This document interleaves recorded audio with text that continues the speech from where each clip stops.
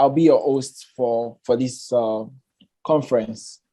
The title of this conference is Breaking the Barriers to Inclusive Governance, and it's organized by ApexGuide Development Center.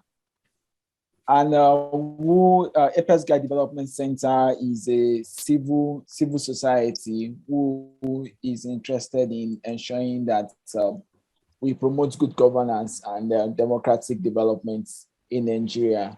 And as a result of that, we deemed it fit to come up with something around that topic to talk about inclusive governance. The conference is a two-day program, today and tomorrow. And for today's session, we are going to be having two sessions, which will be delivered by two seasoned people in their respective field. The first session is enforcing human rights in Nigeria, the challenges and way forward, which is going to be handled by Barrister Femi Adenitan. And the second session is the prospects and women in Nigerian contemporary politics, which is going to be handled by Professor Irene Pogosi. And each session is 40 minutes. So I'd like you to sit back and pay attention and take necessary questions and necessary things you need regarding those two topics. There are some certain rules we would like you to follow as we go on with our program so that we all have a good time together, enjoy ourselves, and have a productive time. I would like you to remember that the Zoom link that you've been able to join today is also the same Zoom link you are going to be using to join the meeting for tomorrow. And that's one. The second rule we would like you to take note is immediately you are joining in, please try to mute your microphone so that we don't have any interference and disturb whoever is making the presentation. And the third rule is we'll be recording this meeting. So this meeting is going to be recorded so that we are not invading on anybody's privacy. So we'll be recording this meeting. I would also like you to turn your video on in between the session. We would like to take a group photograph whereby we have for record purposes and for future references. And also you could also share the Zoom link to people, your friends, and everybody around you who might want to benefit from this topic. Without wasting too much of our time, we'll go straight into the session. And I would love to invite my colleague, Samuel Ayoko, to read the citation of our first speaker, and we'll introduce him and allow him to take over as we start the program. Over to you, Ayoko. Yeah, good afternoon, everyone. Can we all hear me? Loud and clear. All right. It's my pleasure to invite Dr. Olufemi to read the citation of our barrister, distinguished barrister, Olufemi Adenitan. So I'll start by saying, Mr. Olufemi Adenitan is a lawyer, a political scientist, and development practitioner. He's a barrister at law, BL, holds a Bachelor of Law and Bachelors in Political Science and International Relations, and also Masters in Management, and also another Master in Development Studies at Erasmus University, Rotterdam. Olufemi has worked and volunteered for several development-oriented institutions across Europe and Africa. Previously, he worked as Executive Director for Greenhouse Resource Center, that's GHRC, and also a national NGO where he's a member of the Board of Trustees. He possesses the expertise to coordinate emergency aid for quick impact projects to meet the social needs of the poorest and displaced person, certified and a professional expert in his field. Dr. Olufemi is a certified protection of civilian POC officer, disarmament and demobilization and reintegration officer, and is a civil military relation officer. It's my pleasure this afternoon to invite to this Zoom stage our distinguished speaker, Olufemi Adenitan, to take us further in this conference. Thank you very much, sir. Yeah, thank you for the introduction. I find it as a great honor and privilege to be with you today and to share some of my thoughts. I will be, Larry, if you can just put up the slides, so the first part of the slide, so our viewers can see. So it's a great pleasure again, once again, and thank you all for coming up today for this kind of discussion we'll be having. I hope it's going to be stimulating enough. Some of us who are new to the aspect of human rights within this angle, this space, then we can get ourselves much acquainted with the operations of how it is in terms of in practice and in some part of theory. So it's a whole lot for us. We're going to be learning, and let's make it as engaging as possible. If at any time I'm speaking and you have a particular question, you can as well put it up on the chat, and also you can as well put the info, any of your question. You can raise up your hand, and then you'll be allowed to speak. And there'll be a time for us to have a kind of an engagement. If you like, you can call it citizens engagement on this kind of platform, so we can have a stimulating conversation here. Without wasting much of your time, I would like us to move to the next slide. Larry, please, if you can do that. Okay. Yeah, so this will be the structure of how my presentation today will be structured at. We're giving you a general understanding of what it is, human rights. As you know, these are inalienable rights, rights that are enshrined in the Constitution, rights that are also universal.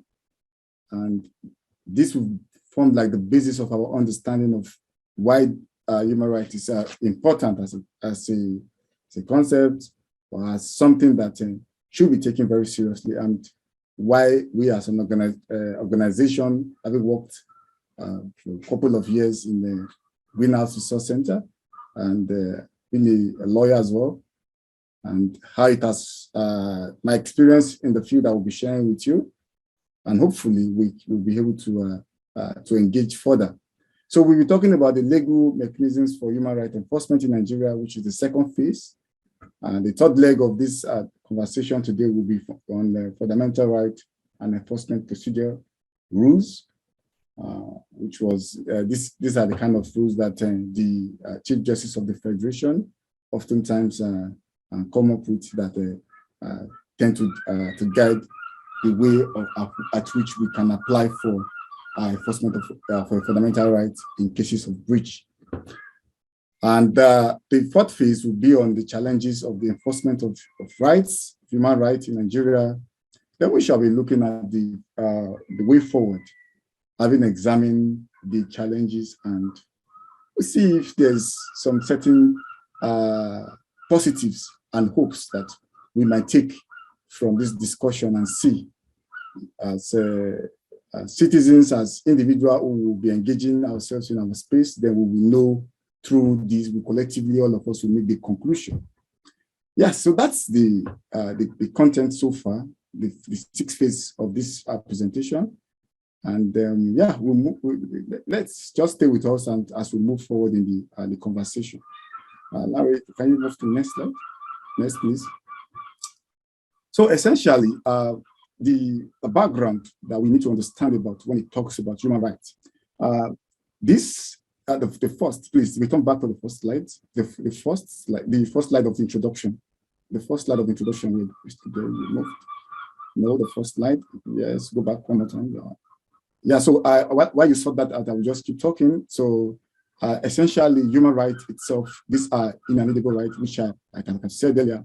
So by the virtue of being human, you have this right. It's part of us. So, and without prejudice to your race, to color, to nationality, everyone does the slide here. So without prejudice to this, we all have this fundamental right. So, and according to the Universal Declaration of Human Rights, 1948, which is the UN framework for the understanding of this. So the specific section, the specific articles from 1 to 30 actually give us a very detailed understanding of how nations they should treat citizens and what's expected of it in the international affairs as well. So why do we have to take this concern of human rights very serious? Why is it very serious? Why is it serious? Because it's serious. It's in our law. Of course, the Nigerian 1999 Constitution, as amended, specifically made consigns to the Chapter 4 of the Constitution itself. What does Chapter 4 actually talk about? It recognizes that everyone from the Section 33 up until Section 44 of that particular statutory document actually allude to the fact that being human, we have the right, and when there are cases of breach and how we should go about such situations. So that as well also leads to other further pockets of statutory legal provisions, which also helps our understanding.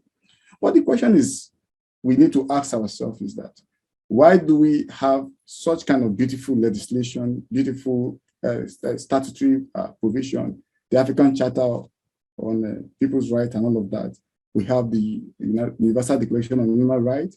We have various forms of beautiful legal documents, but still, Nigeria today is still confronted with myriads of wicked problems, as you know, across the space. So we talk about these issues because they are very important for us in practice.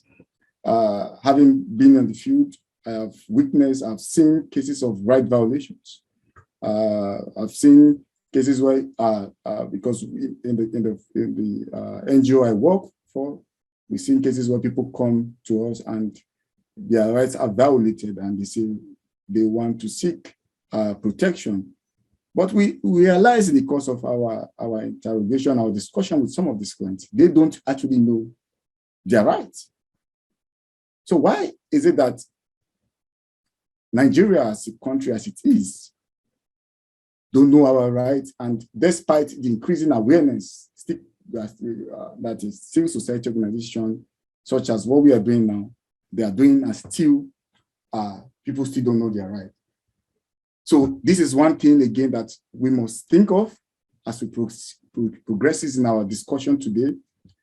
And why is it that in certain instances, some people rights are being continually entrenched on, some people rights are continually have this continuous issue of right violation, particularly in the developing country like Nigeria. But whereas when we compare it with the global north countries, we find it a sharp difference, because we know that the global north has full protection of person, of their citizens. So yes, these are the kind of discussion of our discussion, right? So can we move to the next slide, please? So yes, I've talked about the fundamental rights enforcement mechanisms, of which, looking at the order 2, rule 1 of the fundamental right enforcement procedures talked about, provides for any person whose rights has been infringed on can seek protection, can be covered through the application of this provision, this order 2, rule 1. Also, we need to understand that who can apply for the enforcement of the fundamental rights. So Section 46 of the 1999 Constitution as amended provides for any person whom has been or likely to have had issues relating to this issue of concerns as relates to its violation of this right, its right. Section 46, Section 1 gives that individual the right to apply and and the demand for protection of his rights.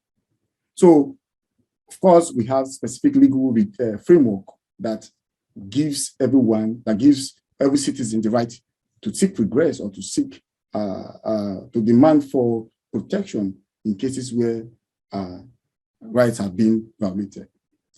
So the whole idea of human rights and humanitarian protection and all these sorts of issues is predicated on one assumption. According to the origin of state, everyone has given its rights, surrendered its rights to the supernatural body, because the state, as it is supposed to take perfect recognition to the right of its citizens. So we expect that institutions of state apparatus must work together at ensuring that citizens, individual, whoever is in this territorial space must be adequately protected. So, but why is it that we continue to have these kind of issues of human rights not being upheld or not being protected by states? So very shortly, I'll be unveiling to you some of the challenges that we've experienced. I'll be trying to make it more of the interplay between to be kind of overlapping, because I'll be talking more about in terms of practice, in terms of case laws, evaluation, and to make it more from my practical experience as well. I think it should be able to enrich our understanding.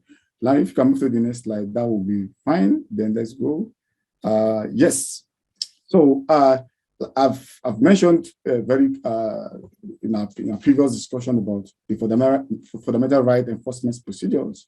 2009 that actually has its own that derives its own strength, right, from the chapter 4 of the Constitution of the Federal Republic of Nigeria, 1999 Constitution as amended. So yes, this, just to restate further again, this is where we are going to find your rights as it is. So if you look from 33, 34 down up to 44, then you'll be able to know in instances when rights have been deprived. So can we move to the other slides? Yeah, so what are the challenges that has been encountered? Why is it that we continue to face challenges in the enforcement of human rights? Over the years, I've come to realize that in terms of the practice, that illiteracy has been a major setback, right? So because a lot of people don't actually and are unaware of their rights. So, and for this reason, it has a way of impeding on their understanding, right? So it has a way of impeding on their understanding of the right, of the law, and all of this kind of a thing. There's a case where a child defilement was a 14-year-old child was defied by these suspects, and the mother came to approach us at that time. And I can tell you that this the family was not very much aware that what these suspects had done to their ward, to their child, was something that's bad.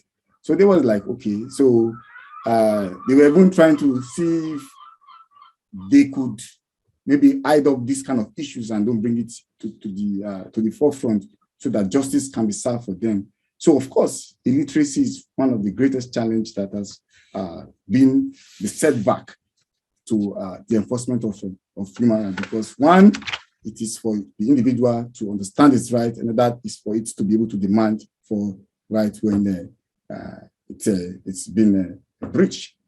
So the other part is poverty. Poverty, according to the World Bank report on March 2022, it stated that 4 in 10 Nigerians are poor.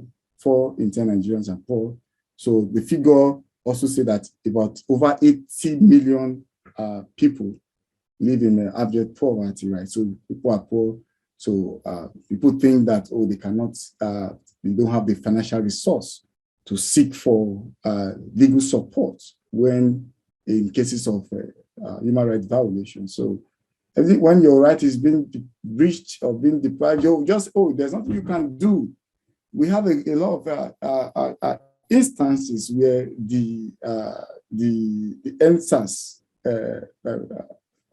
protest that took place in 2020, and a lot of Nigerians were complaining, alluded to the fact that the security agencies and all of that they were culpable in terms of how they maltreated some of the youths. And this is one of the serious issues. And when people are poor, they look at cost of litigation, cost of securing a lawyer, and all this kind of a thing. And they are unable to push for their rights enforcement. So this is a great challenge, which it's somebody that has sufficient enough that we're thinking that he wants to seek for legal support, unless in instances where we have free legal services, that's when we can say legal aid, poverty can be on the subside, cannot be an issue there. So there's this particular case which is very, very important for us. It's Alade versus the Federal Republic of Nigeria. It's a case that borders on armed robbery. Like it was a suspect whom it was arrested by the police, and at the end of it, Mr. Alade at that time he had this issue of the police accosted him, arrested him. They took him, they arraigned him to the magistrate. They put him in Kirikiri. He was there for quite some time. He was there for 9 years. They could not afford illegal support, illegal assistance at that time. So what happened to Alade? He spent 9 years unjustly in prison. And at the end of it, it was ECOWAS court that now made a judgment that that's a particular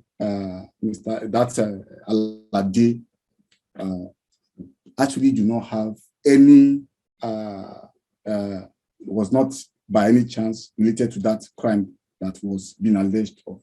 So this is a story of Alade and a lot of Nigerians who are in detention, for instance, who are in prison, who are in different parts of the criminal facility in Nigeria. This to just tell you the level of the precarious nature of our judicial system, and which needs to be rethink. So it's good that we are having this kind of responsible conversation today and engagement to see how within our space and as an organization, of course, I'm aware that your organization is also working in this space of ensuring the protection of people whose rights are being violated. So another thing again is that can also impede to the challenges of the enforcement of fundamental rights is insecurity. So the case of Asari Dokubo, Asari Dokubo and the Federal Republic of Nigeria also gives us a very crucial example.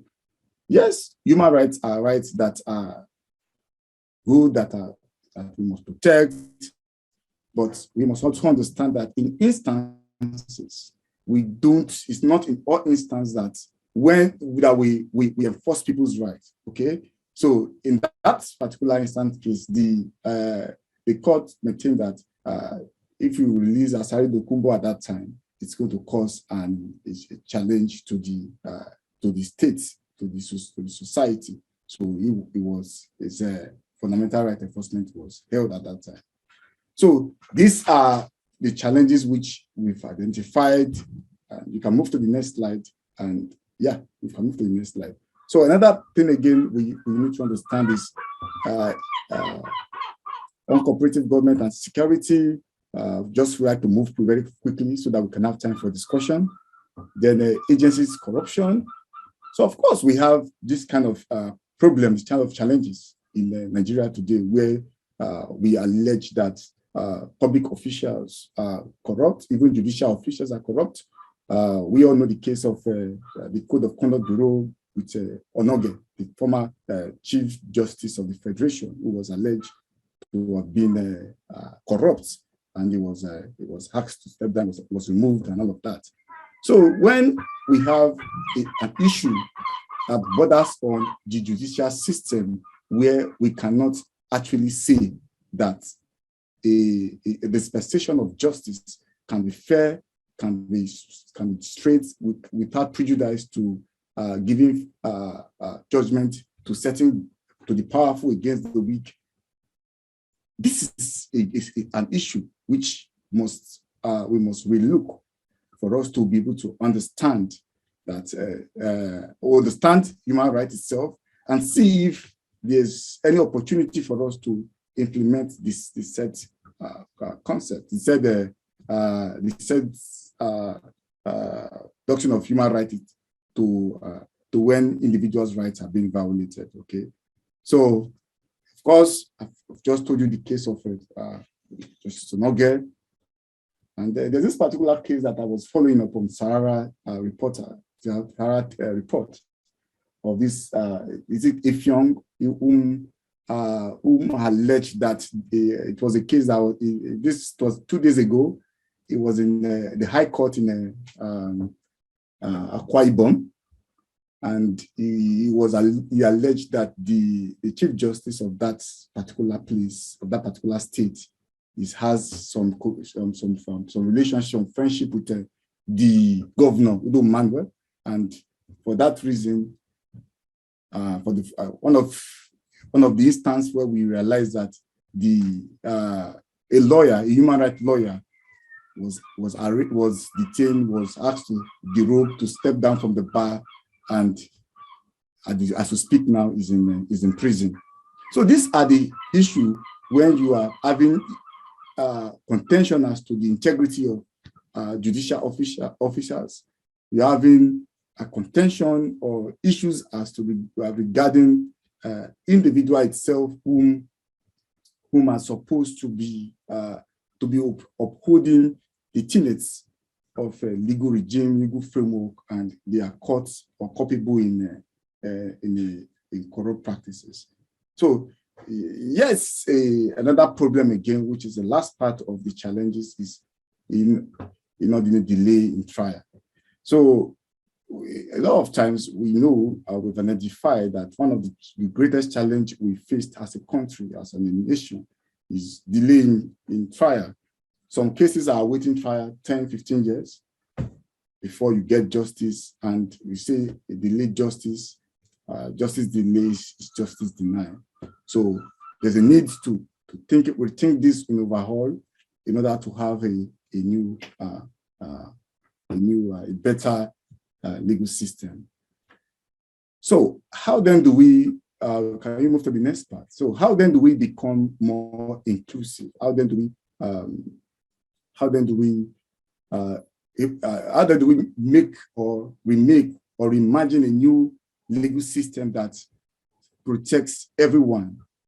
So it's about trying to move from the challenges to the solution, right? So what are the way forward? What are the way forward? Can you move to the way forward, please? So we can just go through this very quickly. So what are the way forward? Independence of the judiciary. We need that.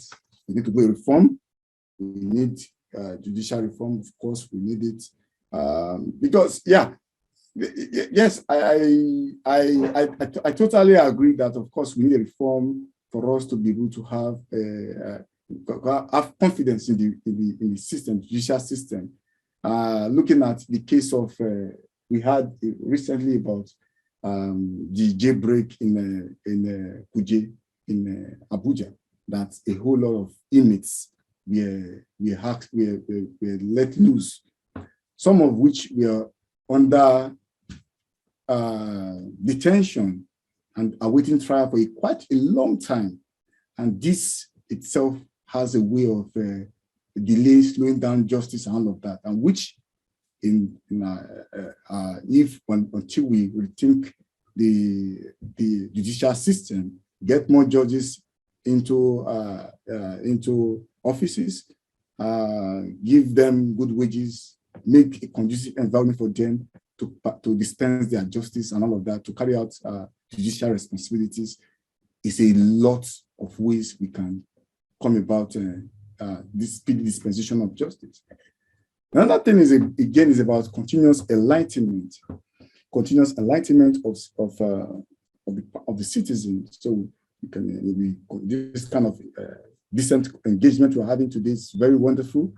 Trying to enable people to understand that yes, you have your rights. Your rights can be demanded for. You can approach the court, and you can ask for when things are not going in the way it should be. Right. So another thing again should be alternative dispute resolution, which is a form of the ADR right. So not all cases, not all human rights cases are criminal in nature, right? So some, for instance, I give you an instance. If Mr. A now, Mrs. A is being asked to leave a job, let's say because of the fact that the employer just asked him to leave because of certain misconduct or something, right? So what that Mr. A will do in this sense is to approach the court in terms of the labor, in terms of on that issue, not for human rights enforcement. But in the instance where, due to the fact that Mrs. A got pregnant or is pregnant, and as a result of that, the employer decide to ask him to leave the employment, of course, you can approach this, you can file a fundamental right for human enforcement of human rights, which is another thing, right? So in this sense, alternative dispute resolutions can also help. So it's not in all cases you go and bombard the court in terms of with different legal proceedings, just to because by the time you are bringing unnecessary action, forum shopping, bringing different things to the court, of course, it would slow down the course of justice. So yes, so these are the way forward. Yes, can you move to the next slide, please? So let's conclude now. So an enhanced approach must be adopted to cover the nuance of civil rights, addressing the compatibility of Chapter 2. So remember that Chapter 2 of the Constitution of 1999 Constitution talks about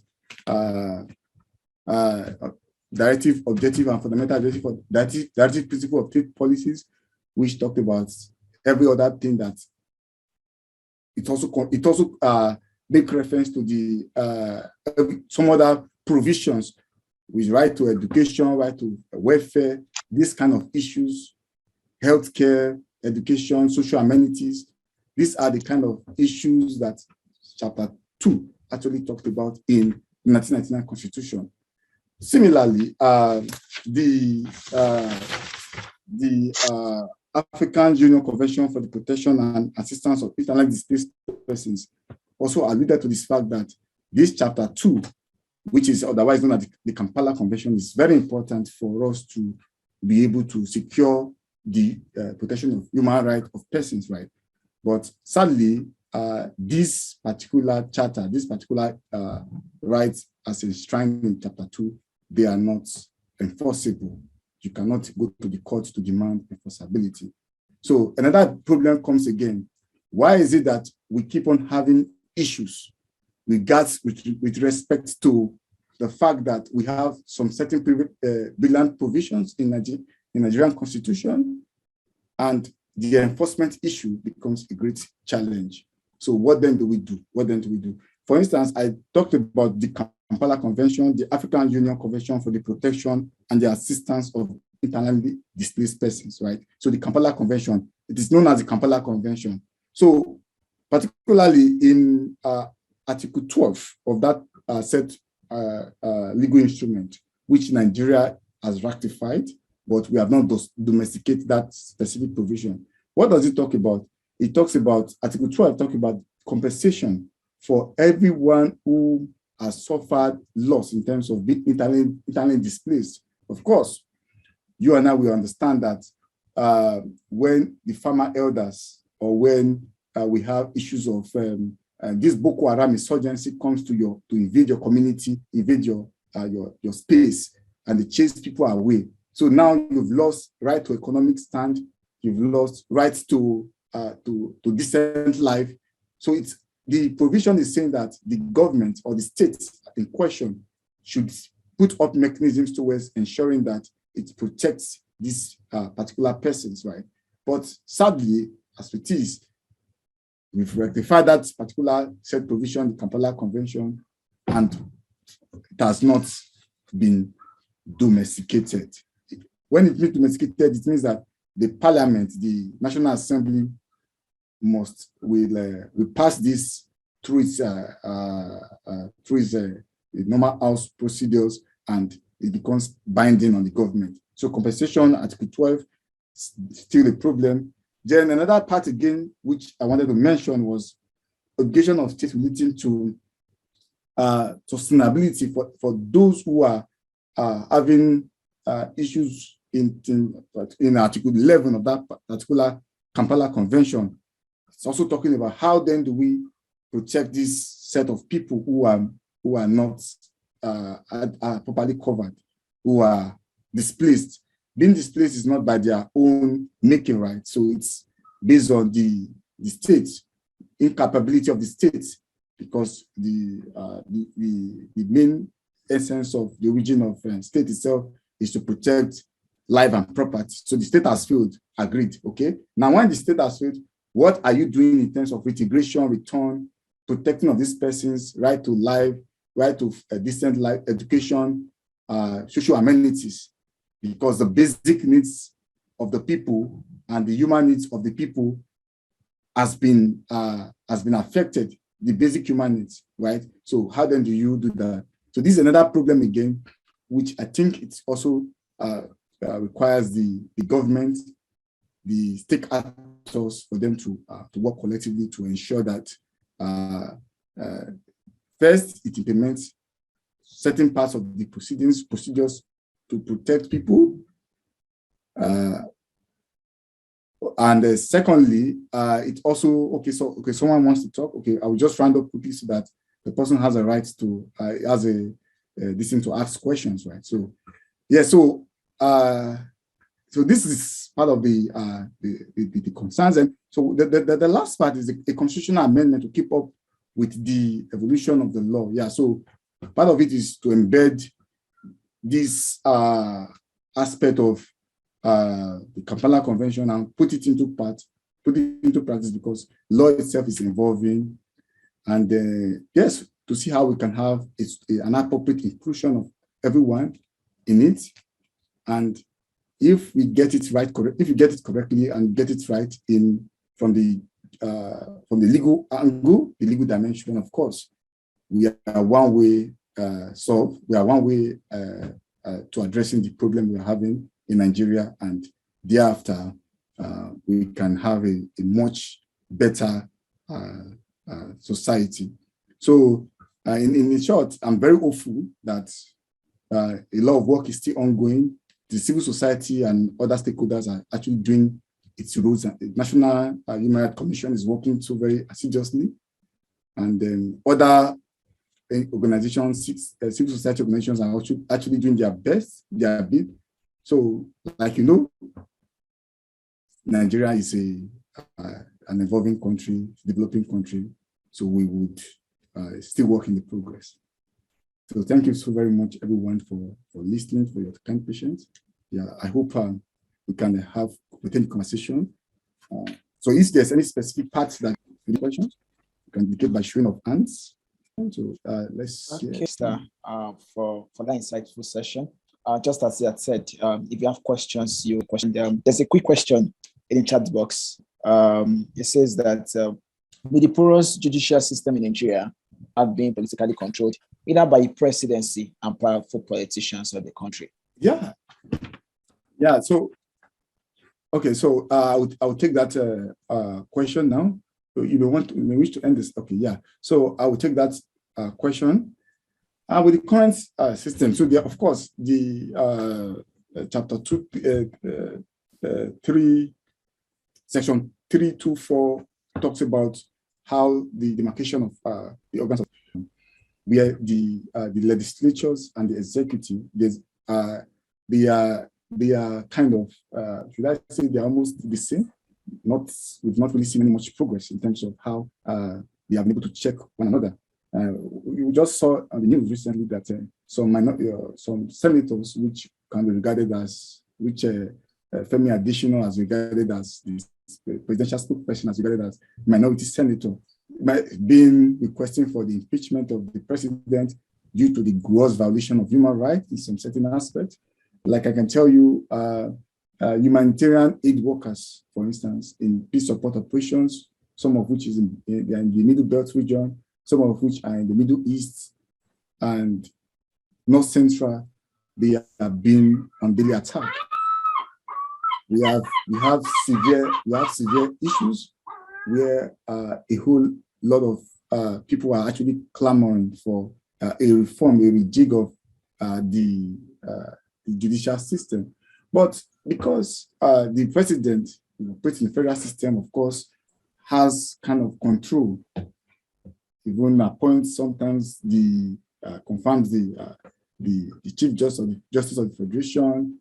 The Senate President also is formed some allegiance to him, all of that. So the current 9th Senate at the moment, I fear, do not have that right to actually demand for total independence, right? So even in the current judicial system as well, it's an issue. I just gave you the case in Akwa Ibom at the moment that's going on.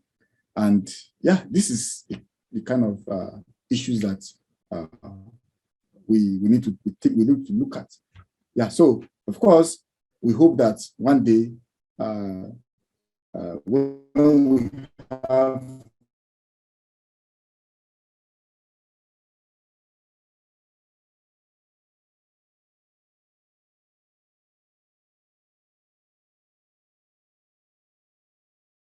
the right direction for us to define a whole lot of wrongs that has gone in the institutions, in the judicial institutions and other sectors of the country. So I think we have Mr. Bakari. I think he raised his hand first. So Mr. Bakari, if you can just unmute and you can ask your question, great. Otherwise, we can move to the other Salewu Ajishola. So any of you can take your question first. Just unmute yourself and take your question. Good afternoon, sir. Yeah, good afternoon. Good afternoon. Good afternoon.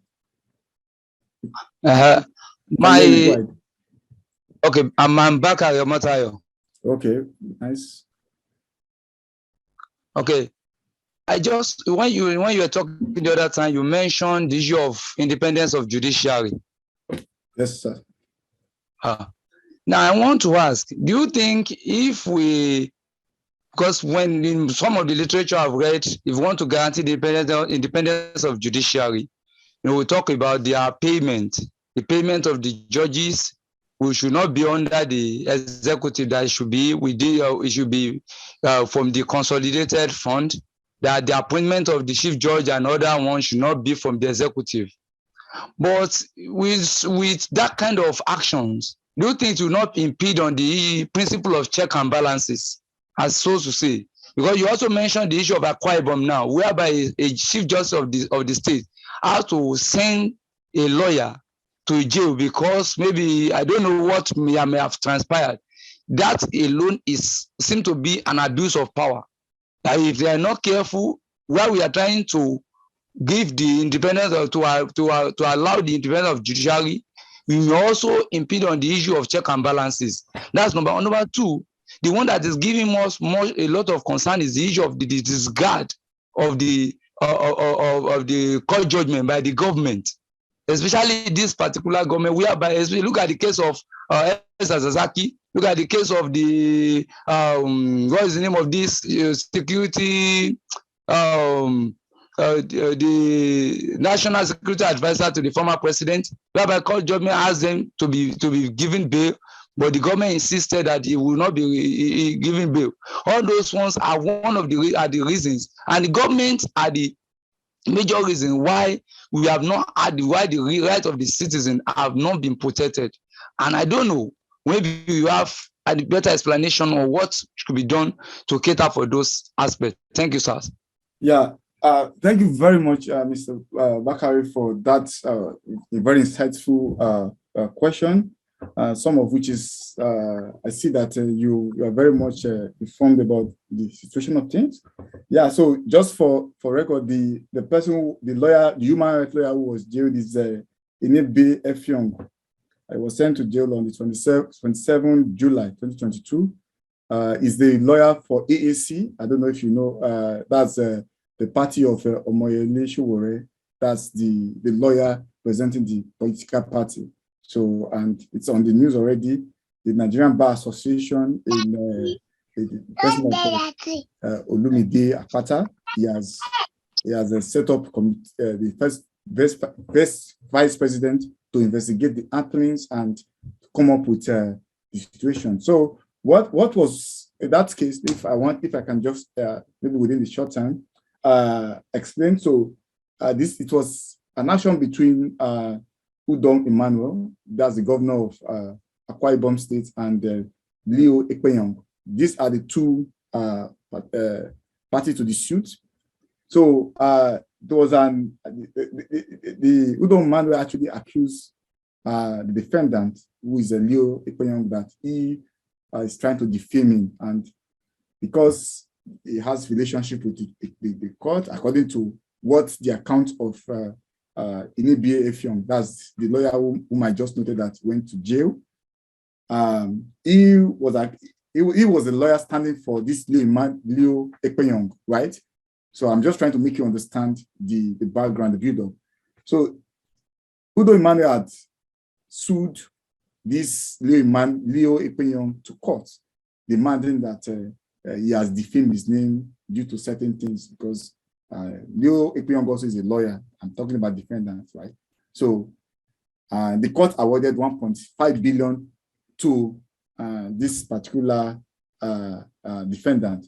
So Leo Ekpenyong approached Inebe Effiong to take him to the court, and so that the court can revisit that matter, all of that. So what's happened now, what's very important is that there has been a particular rift between that particular human rights lawyer and the human rights lawyer and the governor, because he's always kind of someone that always keeps challenging the state, all of that. So there they have this kind of misunderstanding in the court, and the court is of the view that the way the human rights lawyer that approached the bench was not quite okay, and he was asked to step back from the bar, and then he was ordered to go to jail and all of that. So this is just the fact of the case, of course. So that's it. So at the moment, Nigeria, it is where we are today, because we are currently faced with this issue between the judiciary, the legislature, the executive.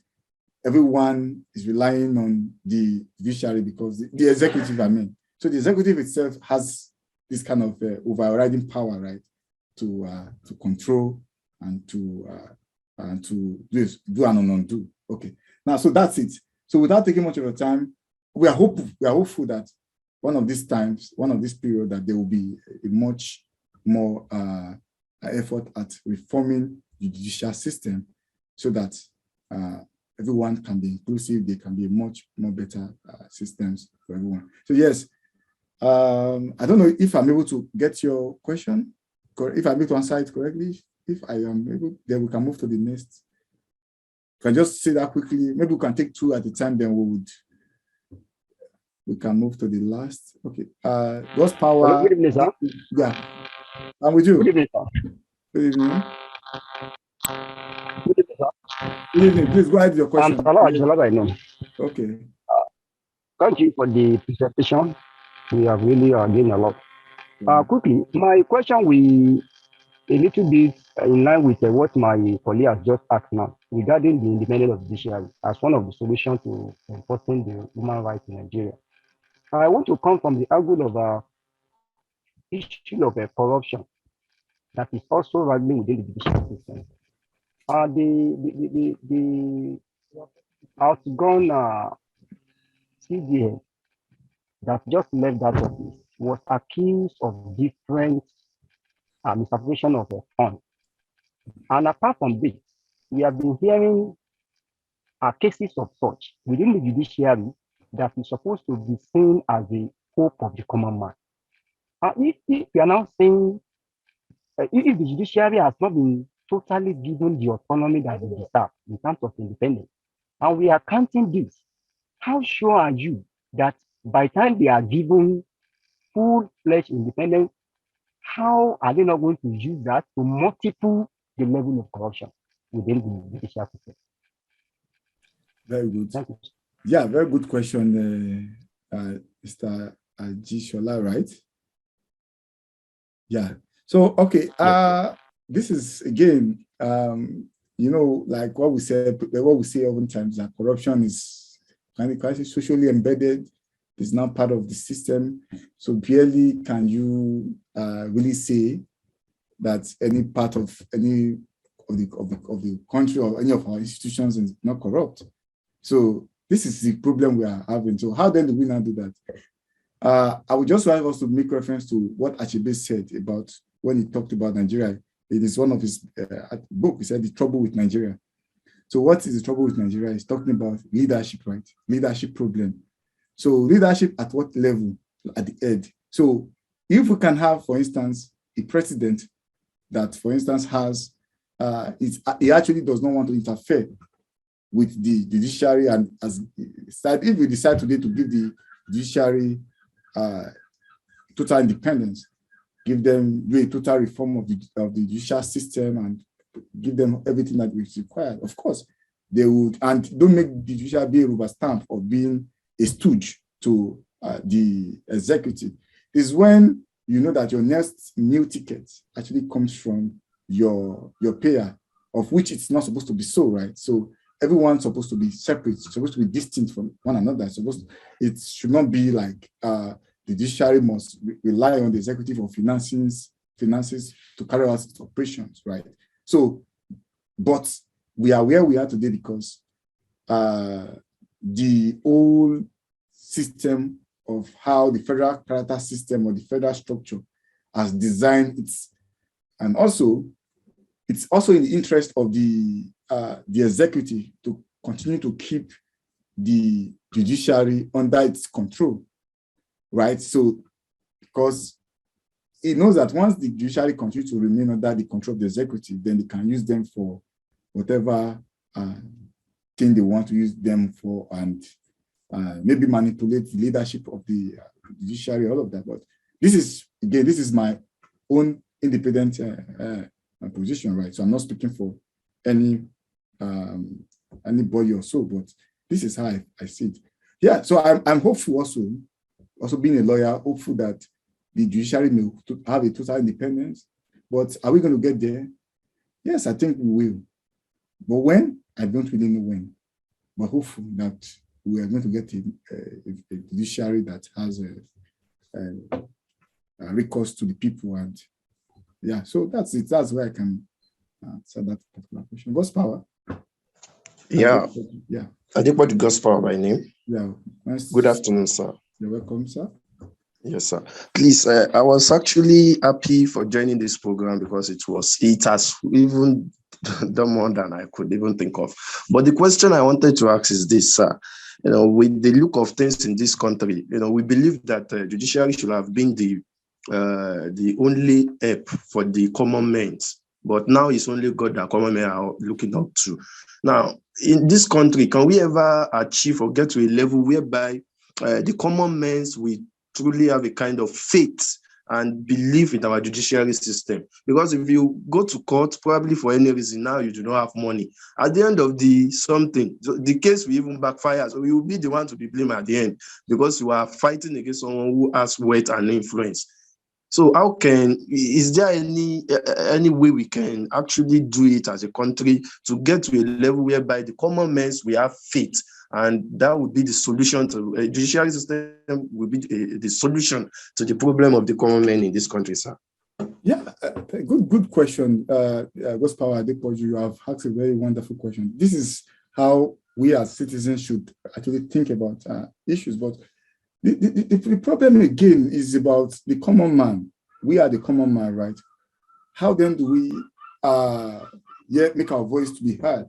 So I want to look at it in terms of citizens' engagement, stakeholders' collaboration among stakeholders to ensure that we all work together, right? So everybody work together in improving and making sure that when you see somebody's right who has been deprived, you can demand for justice. Oftentimes, as a lawyer, when I take pro bono legal services, you even try to want to help the victim, and by the time you ask the victim to come the next time, the police or the other the suspect family may have put pressure on the victim and say, if you go, these are the kind of things we're going to do to you and all of that. And the victim tend to shy back. And of course, if you don't have the complainant coming to the court to present his case, you cannot make it a valid legal grounds for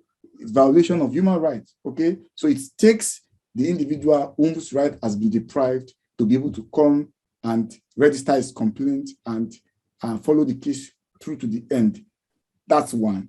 Two, there must be kind of civil society continuous engagement in terms of what the NGO is doing to educate, empower, make people to be aware of instances where their rights are breached and procedures or legal framework or legal directions towards attainment of these rights and enforcement of these rights. So it's a work in progress. It's not something we can say that between the space of today and next year we can achieve.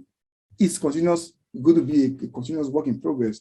And also more lawyers must also come must also encourage lawyers as well to continue to give their free legal services, which otherwise known as pro bono cases, to ensure that it's not about money, but about showing that the course of justice is done and it's seem to have been done. So again, this kind of debate is not something we can give a perfect solution for now.